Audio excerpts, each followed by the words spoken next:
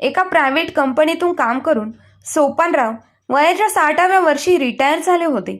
परंतु रिटायरमेंट नंतर आयुष्यभर केलेल्या ह्या जास्तीच्या कामामुळे शरीरावरती खूप वाईट परिणाम झाले आणि याचे परिणाम सोपानरावांना भोगावे लागले. परंतु ज्या मुलांसाठी, त्यांच्या शिक्षणासाठी, त्यांना वाढविण्यासाठी इतकं सारं काम करून पैसे कमवून मी घरामध्ये आणत होतो, परंतु त्याच मुलांना माझ्या जीवाची थोडीही पर्वा नाही. मग आयुष्याच्या शेवटी मनामध्ये हाच विचार आला की का आणि कोणासाठी इतकं कष्ट करून आपलं शरीर झिजवलं. ज्यांच्यासाठी केलं त्यांना तर आपली थोडीही काळजी नाही. तर वयोवृद्ध मंडळींनो, तुम्हालाही असंच वाटतंय का? तुमच्याही जीवनामध्ये तुम्हाला ह्या गोष्टीचा अनुभव आला आहे का? ज्या मुलांसाठी आयुष्यभर काबाड कष्ट करून जीवन जगलं आणि शरीर झिजवलं, ते मुलं तुमचा अपमान करतात, तुम्हाला व्यवस्थित सांभाळत नाही, तुमच्याकडे लक्षही देत नाही. तर अशा मुलांच्या चुकीच्या वागण्याकडे दुर्लक्ष करण्यापेक्षा त्यांना असा काही धडा शिकवा की तुमचं म्हातारपण आनंदामध्ये जाईल. सोपानराव 75 वर्षांचे होते आणि वयोमानानुसार आता ते रिटायर झाले होते. वयोमानानुसार त्यांच्या तब्येतीच्या कायमच कुरकुरीत चालू होत्या. सुरेखाताई त्यांची चांगल्या प्रकारे काळजी घेत होत्या. सुरेखाताई आणि सोपानरावांना 2 मुले होती, एक किशोर आणि दुसरा संदीप. दोन्ही मुलं त्यांची चांगल्या ठिकाणी जॉबला होती आणि आज रविवार असल्यामुळे त्यांची दोन्ही मुलं घरीच होती. आज सोपानरावांची तब्येत जरा खराब असल्यामुळे सुरेखाताई आपल्या मोठ्या मुलाला म्हणाल्या, किशोर बाळा, बघ ना, तुझ्या बाबांची तब्येत 2 दिवसांपासून बरी नाहीये. आपल्याला त्यांना डॉक्टरांकडे घेऊन जायला हवं.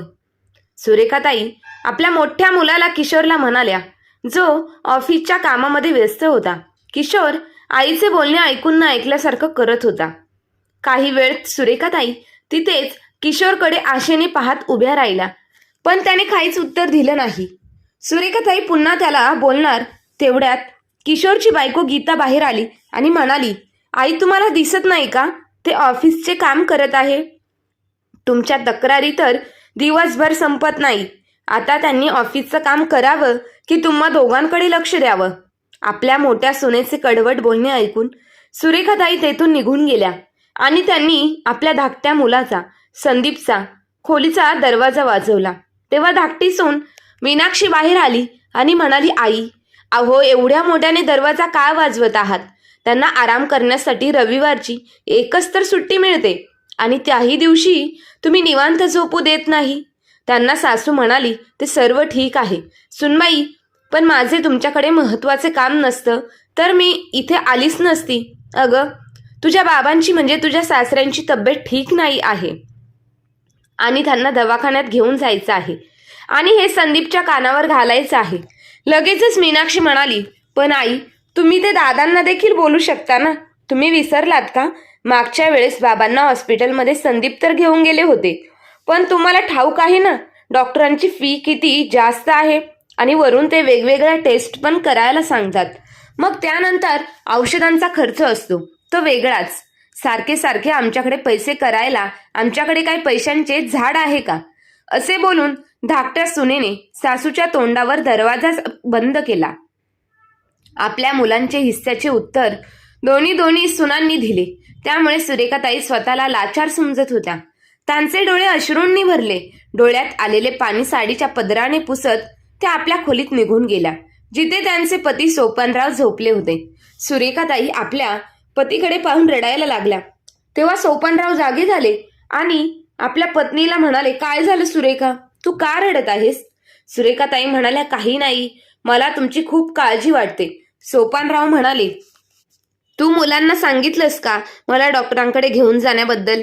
सोपानराव खूप आशेने सुरेखाताई यांच्याकडे पाहू लागले.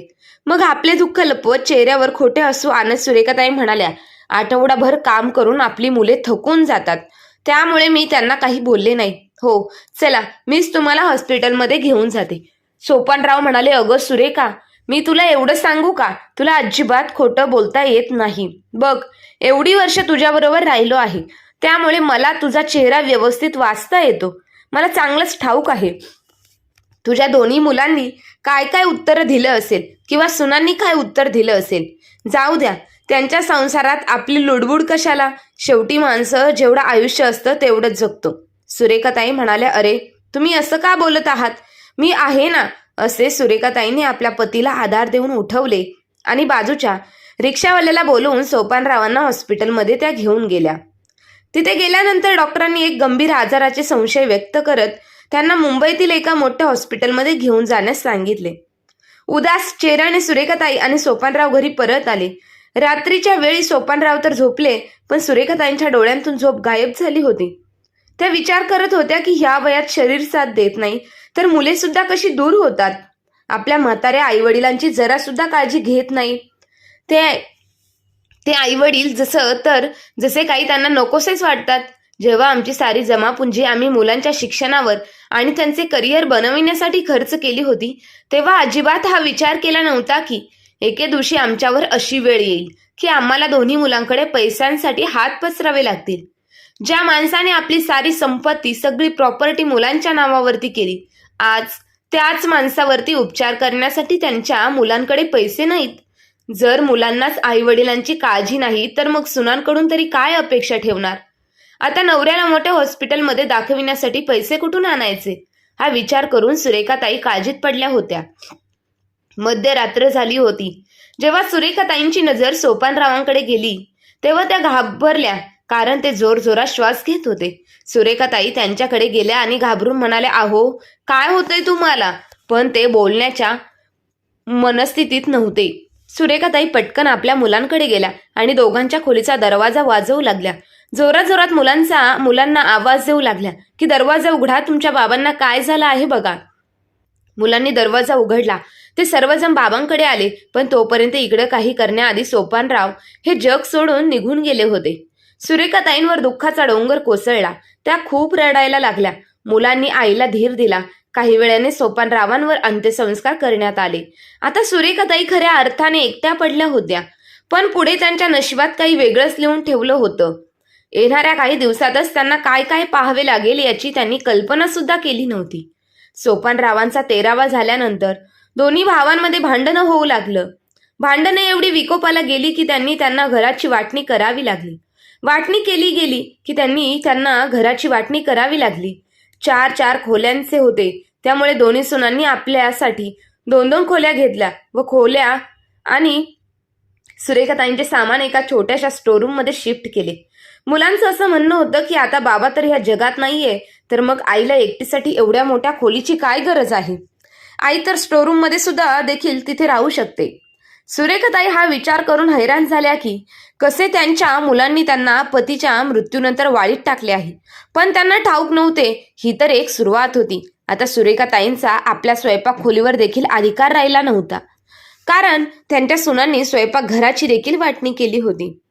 सुरेखाताई यांचे जेवण सुद्धा सुनांच्या मंडळीवर होते. दोन्ही सुनांच्या स्वयंपाक खोलीत सुरेखाताईंना जाण्यास प्रतिबंध होता.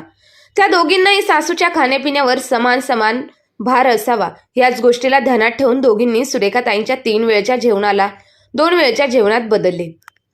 सकाळचा चहा आणि नाश्ता छोटी सून देत होती आणि संध्याकाळचा चहा आणि रात्रीचे जेवण मोठी सून द्यायची. बिचाऱ्या सुरेखाताई मन मारून कशा तरी दिवस काढत होत्या. हळूहळू असेच दिवस सरत होते. सुरेखाताई पूर्वीपेक्षा आणखी जास्त आणि कमजोर म्हाताऱ्या झाल्या होत्या. त्या पण कमजोर होऊनही त्या रोज नित्यनेमाने मंदिरात जायच्या. आज जेव्हा सुरेखाताई मंदिरातून घरी परत आल्या तेव्हा आपल्या पतीच्या फोटोसमोर बसून त्या मागचे दिवस आठवू लागल्या. त्यांच्या डोळ्यांतून अश्रू येऊ लागले. तेव्हा त्यांची धाकटी सून आली आणि म्हणाली, हे घ्या, जेवण ठेवले आहे, जेवून घ्या. जेवणाच्या ताटामध्ये 2 शिळ्या चपात्या आणि पाण्यासारखी पातळ डाळीची आमटी होती. कालच्या घडलेल्या गोष्टीमुळे त्यांची भूक आधीच मेली होती, परंतु तरी सुरेखाताईंनी एक वेळ जेवणाकडे नजर उचलून पाहिले तर त्यांची होती ती भूकही मरून गेली. आता कालचीच गोष्ट होती. धाकट्या सुनेच्या स्वयंपाक खोलीतून खूप चांगला खमंग वास येत होता. तेव्हा त्यांना समजले की सून साजूक तुपातला शिरा बनवत आहे, जो त्यांना खूप आवडतो, पण त्या शिरा मागू शकत नव्हत्या. खरं तर लहान मुले आणि म्हातारी माणसं एकसारखीच असतात. जेव्हा त्यांची धाकटी होऊन त्यांच्यासाठी चहा घेऊन आली तेव्हा त्यांनी लाज सोडून शेवटी तिला विचारले की सुनबाई, आज तू शिरा बनवला आहेस का ग? जरा शिल्लक असेल तर मलाही थोडासा दे. एवढंच बोलण्याचा उशीर की सून मोठ्या आवाजात म्हणाली, अरे देवा, म्हणजे दिवसभर तुमचं लक्ष स्वयंपाकघरात काय काय बनवलं जातं यावरच असतं का? आता तुम्ही म्हातारे झाले आहात, त्यामुळे म्हातारपणात फक्त देवाचे नामस्मरण करा. हो, हे बाबा माझ्या मुलांसाठी थोडा शिरा बनवला होता. तुम्ही आजी असून आपल्या नातवंडांच्या जेवणावर नजर ठेवून असता, याचं मला आश्चर्य वाटतं. सुनेचे असे कडवट बोलणे ऐकून सुरेखाताईंच्या कपाळावर वार झाल्यासारखे झाले. वाटले आज अपमानाची हद्दच झाली होती. सुनांच्या तोंडून मनाला लागतील असे शब्द ऐकल्यानंतर तिने बोललेले एक एक शब्द त्यांच्या मनावर आघात करू लागले. धाकटी तर धाकटी, पण नेहमी मोठी सून गीता देखील त्यांना बरेच ऐकवायची. नेहमी त्यांना जेवण उशिरा दिलं जायचं, त्यामुळे त्यांना जेवणाची वाट पाहत बसावं लागायचं. तोपर्यंत त्या उपाशीच असायच्या. एके दिवशी त्यांना भूक सहन झाली नाही, म्हणून त्यांनी देवासमोर ठेवलेला प्रसाद खाल्ला. प्रसाद खाताना त्यांच्या मोठ्या सुनेने पाहिलं आणि म्हणाली, तुम्हाला लाज वाटायला पाहिजे सासूबाई, तुम्ही तर प्रसाद सुद्धा चोरी करून खात आहात आणि कोणास ठाऊक दिवसभर आमच्या मागे काय काय खात असता. आज मी पाहिले म्हणून मला तरी माहीत झाले. एवढा मोठा अपमान झाल्यानंतर सुरेखाताई जोराजोराने रडायला लागल्या, पण त्यांना समजत नव्हते की अखेर जावं तरी कुठे जावे. कारण काही झालं तरी त्यांना मुले आणि सुनांबरोबर राहण्याशिवाय दुसरा त्यांच्याकडे पर्याय कोणताच उरला नव्हता. सुना सुरेखाताईंना स्वयंपाकघरामध्ये येऊ देत नव्हत्या, पण दोघींच्या घरातील वरवरची सर्व कामं त्यांच्याकडून मात्र करून घ्यायच्या. झाडू, फरशी, भांडी तसेच भाज्या निवडून देणे, कपडे वाळत घालून, एवढी कामे तर सुरेखाताई करून खूप थकून जायच्या. पण तरी त्यांना आपल्या सुनांचे बोलणे खावे लागत होते. कधी कधी त्यांना असं वाटत होते की माझ्या एवढ्या खराब नशीब कोणत्याच आईचं नसेल. मुले तर माझ्याशी काही देणं घेणं नसल्याप्रमाणेच वागतात. एकाही मुलाने आजपर्यंत मला माझ्या जवळ येऊन विचारलं नाही की आई तू कशी आहेस, तुला काही हवंय का? त्यांचं काय, ते दोघे सकाळी लवकर उठून कामावर जातात आणि रात्री उशिराने घरी येतात. दोघांपैकी एकाला सुद्धा आईची काळजी नाही. बहुतेक म्हातारपणात हे सर्व पाहायचं होतं, म्हणूनच देवाने मला जिवंत ठेवलं. लहानपणी ज्या आईला हीच मुलं नजरेसमोर दूर होऊ देत नव्हती, आज त्याच आईची विचारपूस करणं तर दूरच, पण त्यांना आईकडे पाहणे देखील गरजेचे वाटत नव्हतं. आईची अवस्था घरात पडलेल्या जुन्या सामानाप्रमाणे होती, ज्याची कोणालाही कदर नव्हती. एके दिवशी नेहमीप्रमाणे जेव्हा सुरेखाताई मंदिरात गेल्या, तेव्हा देवासमोर हात जोडून रडायला लागल्या.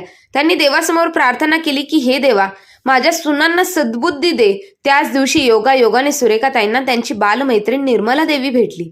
ती मंदिरामध्ये आली होती. सुरेखाताईंना पाहतच तिने आपल्या मैत्रिणीला ओळखले, पण तिला रडताना पाहून निर्मलाजींना खूप वाईट वाटले. जेव्हा सुरेखाताई दर्शन घेऊन मंदिराच्या पायऱ्या उतरायला लागल्या, तेव्हा निर्मलाजींनी आवाज दिला आणि म्हणाल्या, सुरेखा, तू मला ओळखलं नाहीस का? कशी ओळखशील? ह्या चेहऱ्यावर एवढ्या सुरकुत्या पडल्या आहेत की आता माझा चेहरा पूर्वीसारखा राहिलाही नाही. तेव्हा सुरेखाताई म्हणाल्या, असं नाही, मी तुला कशी विसरू शकते? निर्मला, खूप दिवसांतून भेटलीस ग, पण बालपणीच्या आठवणी अजून ताज्या आहेत. त्या जुन्या म्हणाल्या, पण तू तर परदेशात तुझ्या मुलांकडे गेली होतीस ना? तेव्हा निर्मलाजी म्हणाल्या, अगं सुरेखा, काय सांगू तुला, माझ्या नवऱ्याच्या मृत्यूनंतर माझ्या मुलांनी मला त्यांच्यासोबत परदेशात नेले होते, पण तिथे परदेशात आपलेपणा कुठे असतो ग? मग काय, 1 महिन्यात परत माझ्या घरी आली. मी एकटीच राहते, त्यामुळे मनाच्या शांतीसाठी मंदिरात येत असते. आपल्या मैत्रिणींच्या चेहऱ्याकडे पाहत निर्मलाजी म्हणाल्या, सुरेखा, एक बोलू का? तुला भेटून आज खूप छान वाटले, पण तुझा आता असा उदास चेहरा पाहून मला असं वाटतं की तुला काहीतरी खूप मोठं दुःख आहे. काय झालं, मला सांगशील का? निर्मलाजींनी विचारले. तेव्हा सुरेखाताईंच्या मनामध्ये लपलेलं दुःख त्यांच्या डोळ्यातील पाण्याबरोबर बाहेर आलं. आपल्या जिवलग मैत्रिणीला भेटल्यावर सुरेखाताई आपलं दुःख लपवू शकल्या नाहीत.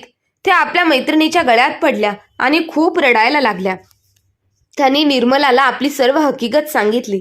निर्मलाजींनी सुरेखाताईंचे सर्व बोलणं लक्षपूर्वक ऐकलं आणि म्हणाल्या, सुरेखा, तू काळजी करू नकोस, प्रत्येक समस्याचं काही ना काही सोल्युशन नक्की असतं.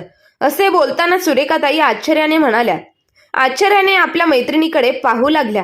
तेव्हा निर्मलाजी मैत्रिणीच्या खांद्यावर हात ठेवून म्हणाल्या, सुरेखा, माझ्याकडे तुझ्या समस्येचे सोल्युशन आहे. तेव्हा निर्मलाजींनी आपल्या मैत्रिणीच्या कानामध्ये एक आयडिया सांगितली आणि म्हणाल्या, घी सीधी उंगली से ना निकली तो उंगली को ढेडा करना ही पडता है. आपल्या मैत्रिणीची ही आयडिया ऐकून सुरेखाताईच्या चेहऱ्यावर वेगळीच चमक आली, पण काही वेळातच उदास चेहरा घेऊन म्हणाल्या, पण हे कसं शक्य? नाही तुला ठाऊक आहे माझ्या सुना कशा आहेत ते? मला तर भीती वाटत आहे की उगाचच काहीतरी झालं तर काय करायचं. मग माझी सध्या जी अवस्था आहे त्याच अवस्थेला मी स्वीकारायचं ठरवलंय ग. निर्मलाजी म्हणाल्या, सुरेखा मी असताना तुला काही काळजी करण्याची गरज नाही. बघ त्या पुढे म्हणाल्या, आपण उद्याच या योजनेला सुरुवात करू. आपल्या मैत्रिणीचे बोलणे ऐकून सुरेखाताईंच्या मनामध्ये थोडीशी आशा जागृत झाली, पण त्यांच्या डोक्यात अनेक प्रश्नांनी थैमान घातले होते. उत्सुकता आणि भीती असे दोन्ही भाव त्यांच्या चेहऱ्यावर दिसत होती. दुसऱ्या दिवशी जेव्हा सुरेखाताईंची दोन्ही मुलं ऑफिसला निघून गेली तेव्हा काही वेळाने त्यांच्या दारावरची बेल वाजली. कोण आलं हे पाहण्यासाठी सुरेखाताईंची मोठी सून गेली तेव्हा तिने पाहिलं की एक वृद्ध स्त्री हातात पेटी घेऊन दारात उभी होती. गीता तिला म्हणाली, तुम्हाला कोणाला भेटायचं आहे? तेव्हा ती वृद्ध स्त्री म्हणाली, अगं सुनबाई, मी तुझ्या सासूची मावस बहीण आहे. म्हणजे तुझी मावस सासू? मला ओळखलंच नाही, पण मी तुम्हाला ओळखलं आहे. तू सुरेखाची सून आहेस ना? त्याच वेळी सुरेखाताई सुद्धा बाहेर आल्या आणि त्यांच्या मैत्रिणीला मावस बहीण म्हणून आलेलं पाहून तिच्या गळ्यात पडल्या. सुरेखाताई त्यांना घेऊन घरामध्ये आल्या आणि आपल्या सुनांना ही आपली बहीण आहे असे बोलून बहिणीची ओळख करून दिली. सुरेखाताईंनी निर्मलाजींना विचारलं, अगं निर्मला, तू इथे म्हणजे भारतात कधी आलीस ग? अगं सुरेखा, मी तर परदेशातून काही दिवसांपूर्वीच आली आहे. एक तर माझी बहीण आहे जिला मी एवढ्या वर्षातून आता भेटत आहे. सुरेखा, मी खास तुला भेटायला आली आहे. भाऊजी गेला तेव्हा मी तुझे सांत्वन करायला सुद्धा येऊ शकली नाही. त्यामुळे विचार केला की आपल्या लाडक्या बहिणीला सुरेखाला भेटून तरी यावं. दोन्ही सुना खूप दंग होऊन आपल्या मावस सासूला पाहतच होत्या, कारण त्याने आजपर्यंत तिला कधीच पाहिलं नव्हतं. तेव्हा सुरेखाताई म्हणाल्या, सुनबाई, तुमच्या मावस सासूला काहीतरी चहा पाणी वगैरे तरी घेऊन या. सुरेखाताई असं बोलताच त्यांच्या दोन्ही सुना रागाने त्यांच्याकडे पाहू लागल्या, पण त्या दोघींपैकी एकीने सुद्धा स्वयंपाक खोलीत जाऊन चहा बनवण्याचे कष्ट सुद्धा घेतले नाही. तेव्हा निर्मलाजी म्हणाल्या, तुला तर ठाऊकच आहे ना सुरेखा, आपलं नातं सख्या बहिणीपेक्षा अतूट आहे आणि म्हणूनच मी तुझ्यासाठी भेट म्हणून काहीतरी घेऊन आले आहे. तेव्हा निर्मलाताईंनी आपली पेटी सुरेखाताईंकडे सरकवली. कालच दोघी मैत्रिणींनी जे काही ठरवलं होतं त्यानुसार सुरेखाताई म्हणाल्या, तू मला भेटायला आली म्हणून खूप आनंद झाला आहे, पण तू माझ्यासाठी भेटही घेऊन आली आहेस हे मला काही पटले नाही. तेव्हा निर्मलाजी म्हणाल्या, अगं बहिणीकडून भेट नाही घेणार याला काही अर्थ आहे का? दोन्ही सुना आता एकमेकांकडे पाहत होत्या. त्या पुढे म्हणाल्या, मला आजही तो दिवस आठवतो जेव्हा आमचा व्यवसाय पूर्णपणे ठप्प झाला होता आणि तेव्हा यांना खूप कर्ज झालं होतं. कर्ज एवढं झालं की माझे दागिने सुद्धा गहाण ठेवावे लागले. उदरनिर्वाह करण्यासाठी गरजेच्या वस्तू खरेदी करण्यासाठी सुद्धा आमच्याकडे पैसे नव्हते. बघ, आणि अशा संकटाच्या समयी तू आणि भाऊजींनी आम्हाला किती मदत केली होती आणि तुझ्या त्या उपकाराला मी कशी विसरू शकते? तुझ्या आशीर्वादामुळेच तिकडे परदेशात माझा मुलगा बिझनेस एवढा छान चालू आहे की त्याच्याकडे आता पैशांची काहीच कमी नाही. दरमहा लाखो रुपये पाठवतो मला. बघ मला सुरेखा, तुझे उपकार मी आयुष्यात कधीच विसरणार नाही, पण माझ्या भेट स्वीकार कर. अगं, उपकारांपुढे माझी भेट काहीच नाहीये. काही वेळाने निर्मलाजी सुनांकडे पाहत म्हणाल्या, मला तर ठाऊक आहे की तुझी मुले आणि सुना तर खूप चांगल्या आहेत ग. किती प्रेमाने वागतात तुझ्याबरोबर आणि तुझ्या तब्येतीवरून दिसत आहे की दोन्ही सुना तुला छान सांभाळत आहेत. म्हणून सुरेखाताई असं म्हणाल्या, अगं निर्मला, मला एक सांग, तू भेट म्हणून त्या पेटीत असं काय आणलं आहेस? निर्मला म्हणाली, ह्या पेटीत माझे खानदानी दागिने आहेत आणि मला वाटतं की माझ्या खानदानी दागिन्यांवर जर कोणाचा हक्क असेल तर तो तुझाच आहे आणि आता तू हे घेण्यास नकार देऊ नकोस. आपल्या मोठ्या बहिणीचे प्रेम समजून हे दागिने ठेवून घे आणि ह्या पेटीची चावी आहे बघ, तुझ्याकडे सांभाळून ठेव. अजून सुरेखाताईंच्या दोन्ही सुनांनी सासूचे सांगूनही घरी आलेल्या पाहुण्याला पाणी देखील विचारले नव्हते, पण ती दागिन्यांची पेटी पाहून दोघी आपापल्या किचनकडे धावत गेल्या. मोठ्या सुनेने पटकन गॅसवर चहा करायला ठेवला आणि धाकटी सून डब्यातील ड्रायफ्रुट्स एका प्लेटमध्ये काढून मावस सासू समोर हजर झाली. त्या दोघींमध्ये मावशीची सेवा करण्यासाठी जणू स्पर्धाच लागली होती. आता एकीने चहा सोबत भजी बनवून घेऊन आली तर दुसरी तुपातला शिरा बनवून देखील घेऊन आली आणि निर्मलाताई आपल्या मैत्रिणीकडे वाकडी नजर करून गालातल्या गालात हसत होती. काही वेळाने निर्मलाजी सुरेखाताईंना म्हणाल्या, ठीक आहे सुरेखा, आता मी निघते. पण दोन्ही सुनांनी जेव्हा हे ऐकलं की तिच्या घरी नोटांचा ढीग लागला आहे आणि ती एवढी मोठी श्रीमंत बाई आहे की भेट म्हणून पैसे आणि दागिने घेऊन आली आहे, हा सर्व विचार करून दोन्ही सुना तिच्या बरोबर मग प्रेमाचं नाटक करू लागल्या. मोठी सून म्हणाली, अहो मावशी, तुम्ही आत्ताच तर आला आहात, काही दिवस आमच्याकडेच राहा, आम्हाला तुमची सेवा करण्याची संधी द्या. हो, तेव्हा धाकटी सून मीनाक्षी निर्मलाजींच्या खांद्यावर हात ठेवून म्हणाली, तुम्ही इथे राहिलात तर आमच्या सासूबाईंचं मन देखील सुद्धा सुधारेल. नाहीतर बाबा जेव्हापासून गेले आहेत तेव्हापासून बिचाऱ्या आमच्या सासूबाई तर सतत रडत असतात, आजारी असतात. दोघी सुनांनी आणि सुरेखाताईंनी मावस सासूला थांबण्याची विनंती केल्यावर निर्मलाजी एका रात्रीसाठी त्यांच्याजवळ थांबल्या. दोन्ही सुनांनी निर्मलाजी यांची सेवा करण्यामध्ये काहीच कसर बाकी ठेवली नाही. दोघी आपापल्या किचनमध्ये बनवलेले वेगवेगळे पक्वान्न खाल्ल्यानंतर सुरेखाताईंना सुद्धा तुपातला शिरा खायला मिळाला. आज शिरा खाता खाता त्यांचे डोळे अश्रूंनी भरले, कारण हा तो शिरा होता ज्याच्यामुळे सुरेखाताईंना सुनेचे कडवे बोलणे ऐकावे लागले होते. रात्री जेव्हा सुरेखाताई आपल्या मैत्रिणीसोबत झोपण्यासाठी खोलीत गेल्या तेव्हा त्यांना जाणवले की आज त्या आधी सारख्या घाबरलेल्या सुरेखाताई राहिलेल्या नव्हत्या. आपल्या मैत्रिणीबरोबर काही वेळ घालवल्यानंतर आज त्या एका आनंदाची अनुभूती करत होत्या. दोघी मैत्रिणी आज सुनांद्वारे गेलेल्या पाहुणचारावर आपले हसू थांबवू शकत नव्हत्या. एकमेकांकडे बघून दोघी आपापसात बराच वेळ गप्पा मारत राहिल्या. दुसऱ्या दिवशी सकाळी जेव्हा निर्मलाजी नाश्ता करून आपल्या घरी जायला निघाल्या तेव्हा सुरेखाताईसह दोन्ही सुना त्यांना गेटपर्यंत सोडवण्यासाठी आल्या. सुरेखाताई त्यांना म्हणाल्या, तू मला तुझे खानदानी दागिने देऊन जात आहेस तर पण मी ह्या दागिन्यांचं काय करू? तेव्हा निर्मलाताई म्हणाल्या, हे काय विचारणं झालं का? अगं तुझ्या दोन्ही सुना खूप चांगल्या आहेत, पण तरीही मी म्हणते जी सून तुझी जास्त सेवा करेल ना, हे दागिने तू तिलाच द्यावे. असं बोलून निर्मलाजी तर निघून गेल्या, पण जाताना ज्या काम करण्यासाठी त्या आल्या होत्या ते काम करूनच त्या गेल्या होत्या, कारण ते काम, त्या कामाचा परिणाम त्याच दिवसापासून दिसायला सुरुवात झाली होती. दोन्ही सुनांनी सुरेखाताईंचे सामान स्टोरूम मधून बाहेर काढून त्यांच्या जुन्या खोलींमध्ये नेऊन ठेवले आणि त्या खोलीला खूप चांगल्या प्रकारे सजवलं. आता सुरेखाताई पुन्हा एकदा 3 वेळचे जेवण मिळायला लागलं. दागिन्यांच्या पेटीला आधीच एक कुलूप होतं, त्याची चावी सुरेखाताईंनी सांभाळून ठेवली होती.